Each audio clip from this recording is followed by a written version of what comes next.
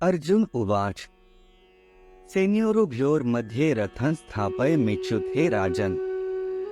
इसके बाद कपिध्वज अर्जुन ने मोर्चा बांधकर डटे हुए धृतराष्ट्र संबंधियों को देखकर उस शस्त्र चलने की तैयारी के समय धनुष उठाकर ऋषिकेश श्री कृष्ण महाराज से यह वचन कहा, हे अच्युत, मेरे रथ को दोनों सेनाओं के बीच में खड़ा कीजिए। यावदेतान निरीक्षेहन योद्धुकामान वस्थितान कैर्मया सह योद्धव्यमस्मिन् रणसमुद्य में। और जब तक कि मैं युद्ध क्षेत्र में डटे हुए युद्ध के अभिलाषी इन विपक्षी योद्धाओं को भली प्रकार देख लूं कि इस युद्ध रूप व्यापार में मुझे किन किन के साथ युद्ध करना योग्य है, तब तक उसे खड़ा रखिए। योत्स्यमानान्वेक्षेहन् यह एतेत्र समाप्ता है। धार्तराष्ट्रस्य दुर्बुद्धेर्युद्धे प्रियचिकीर्षवः। दुर्बुद्धि दुर्योधन का युद्ध में हित चाहने वाले जो ये राजा लोग इस सेना में आए हैं, इन युद्ध करने वालों को मैं देखूंगा। संजय उवाच एव मुक्तो ऋषिकेशो गुडाकेशेन भारत सेनयोरुभयोर्मध्ये स्थापयित्वा रथोत्तमम्।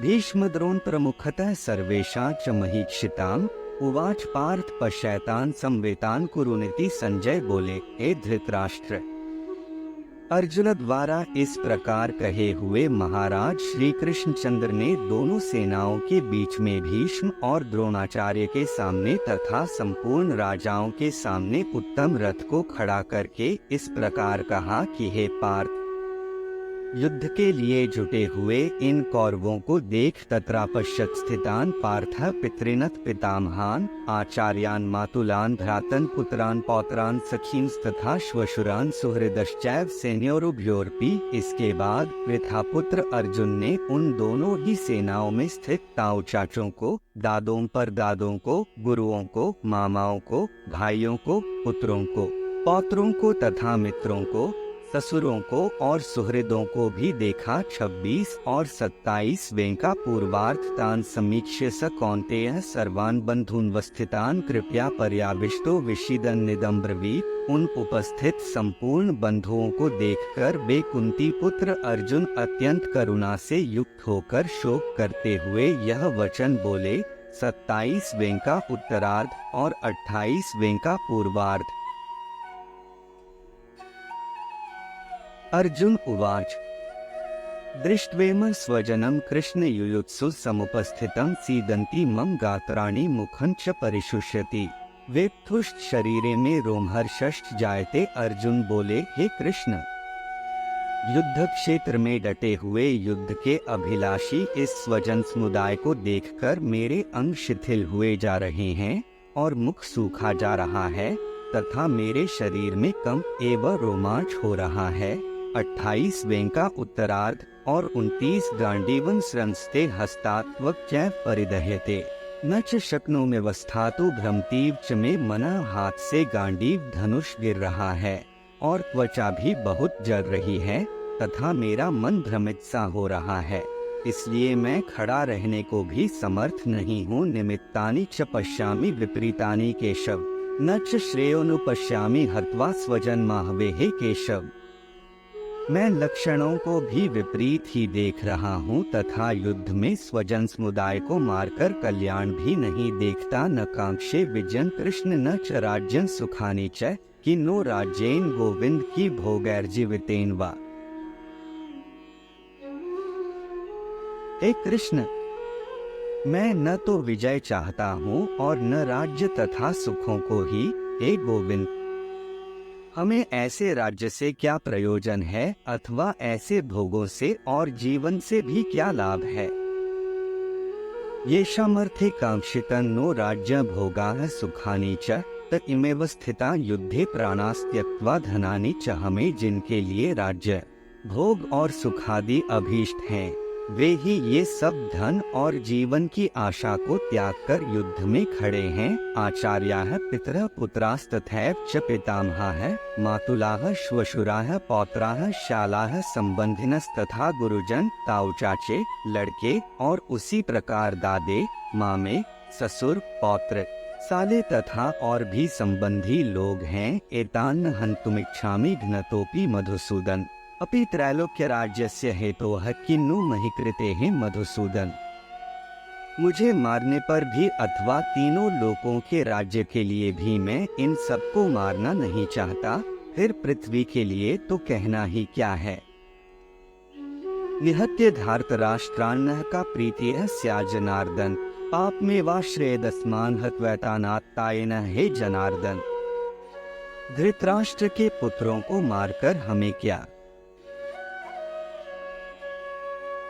प्रसन्नता होगी, इन आत्ताइयों को मारकर तो हमें पाप ही लगेगा। तस्मान् नार्हा वयं हन्तु धार्तराष्ट्रान् स्वबान्धवान् स्वजनम ही कथा हत्वा सुखिनः स्याम माधव अतएव हे माधव।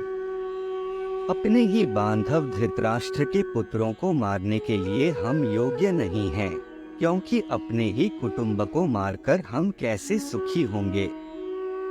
यद्यपेते न पश्यन्ति लोभोपहतचेतसः कुलक्षय कृतं दोषं मित्रद्रोहे च पातकं कथं न ज्ञेयं स्माभिः पापादस्मान् निवर्तितुं कुलक्षय कृतं दोषं प्रपश्यद्धिर् जनार्दन। यद्यपि लोभ से भ्रष्टचित्त हुए ये लोग कुल के नाश से उत्पन्न दोष को और मित्रों से विरोध करने में पाप को नहीं देखते, तो भी हे जनार्दन, कुल के नाश से उत्पन्न दोष को जानने वाले हम लोगों को इस पाप से हटने के लिए क्यों नहीं विचार करना चाहिए।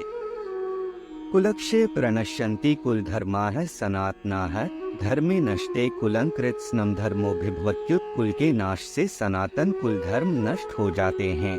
धर्म के नाश हो जाने पर संपूर्ण कुल में पाप भी बहुत फैल जाता है। अधर्माभिभवात् कृष्ण प्रदुष्यन्ति कुलस्त्रियः स्त्रीषु दुष्टासु वार्ष्णे जायते वर्णसंकरः। हे कृष्ण, पाप के अधिक बढ़ जाने से कुल की स्त्रियां अत्यंत दूषित हो जाती हैं, और हे वार्ष्णे, स्त्रियों के दूषित हो जाने पर वर्ण संकर उत्पन्न होता है। संकरो नरकाय कुलघ्नाना कुलस्य च पतंती पितरो हेषा लुप्त पिंडोदक क्रिया। वर्ण संकर कुल घातियों को और कुल को नरक में ले जाने के लिए ही होता है। लुप्त हुई पिंड और जल की क्रिया वाले अर्थात श्राद्ध और तर्पण से वंचित इनके पितर लोग भी अधोगति को प्राप्त होते हैं। दोषारितः कुलघ्नाना वर्ण संकर कारकः है। उत्साद्यन्ते जाति धर्माः कुल धर्माश्च शाश्वताः। इन वर्ण संकर कारक दोषों से कुल घातियों के सनातन कुल धर्म और जाति धर्म नष्ट हो जाते हैं। उत्सन्न कुल धर्माणा मनुष्याणा जनार्दन नरकेनेता वासो भवति त्यनुशुश्रुम। हे जनार्दन, जिनका कुल धर्म नष्ट हो गया है ऐसे मनुष्यों का अनिश्चित काल तक नरक में वास होता है, ऐसा हम सुनते आए हैं। अहो बत महत् पापं कर्तुं व्यवसिता वयं यद्राज्य सुख लोभेन हन्तु स्वजन्मुद्यताः। शोक, हम लोग बुद्धिमान होकर भी महान पाप करने को तैयार हो गए हैं, जो राज्य और सुख के लोभ से स्वजनों को मारने के लिए उद्यत हो गए हैं। यदि माम प्रतिकारम शस्त्रं शस्त्रपाणयः धार्तराष्ट्रारणे हन्युस्तन्मेक्षिंतरं भवेत। यदि मुझ शस्त्ररहित एवं सामना न करने वाले को शस्त्र हाथ में लिए हुए धृतराष्ट्र के पुत्र रण में मार डालें तो वह मारना भी मेरे लिए अधिक कल्याणकारक होगा। संजय उवाच एव मुक्त्वार्जुनः संख्ये रथोपस्थ उपाविशत् विसृज्य सशरण चापन शोक संविघ्न मानसः। संजय बोले, रणभूमि में शोक से उद्विग्न मन वाले अर्जुन इस प्रकार कहकर बाण सहित धनुष को त्याग कर रथ के पिछले भाग में बैठ गए। तत्सदिति श्रीमद् भगवद गीता सूपनिषत्सु ब्रह्म विद्याया योग शास्त्रे श्री कृष्णार्जुन संवादे अर्जुन विषाद योगो नाम प्रथमोध्यायः।